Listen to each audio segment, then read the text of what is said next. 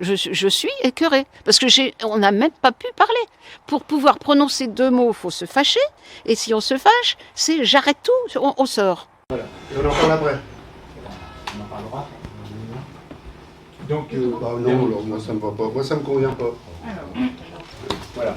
Ça sans moi. Véronique. Moi, je rendrai monsieur le maire, mais je ne respecterai pas l'ordre du jour que vous avez prévu. Non, non, Monsieur le maire, mes chers collègues, suite aux révélations parues ces jours derniers dans la presse concernant la gestion de notre Je commune, suspends la séance. Je vous demande ce sera une lettre ouverte en direction de la presse.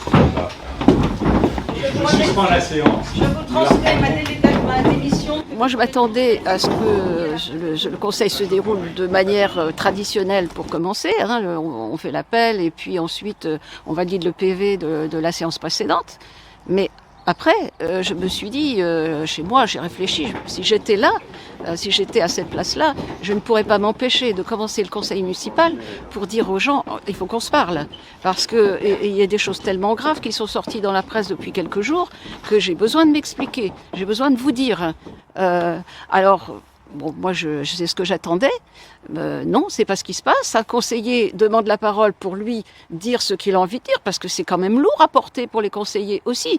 Nous sommes concernés dans les propos que le maire a tenus dans la presse, et par ailleurs, nous sommes responsables de nos votes aussi, parce que si on nous fait voter comme nous l'avons vu dans la presse ce matin, comme nous l'avons découvert, sur des choses qui ne sont pas très très claires, nous engageons notre responsabilité également.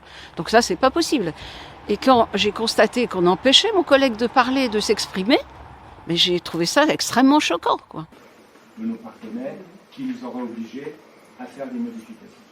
Considérant que le projet de modification... Pourtant, vous êtes fidèle de Pascal Landria. J'ai soutenu Pascal Landria, je l'ai soutenu. J'ai accompagné ces différentes démarches dans le cadre des élections diverses. Hein.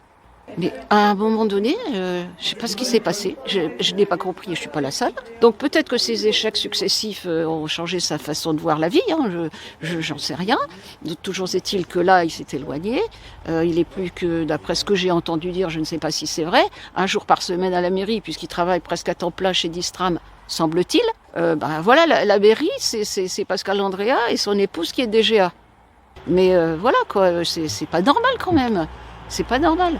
Alors, si c'est comme ça, c'est comme ça. Mais au moins, on associe les élus.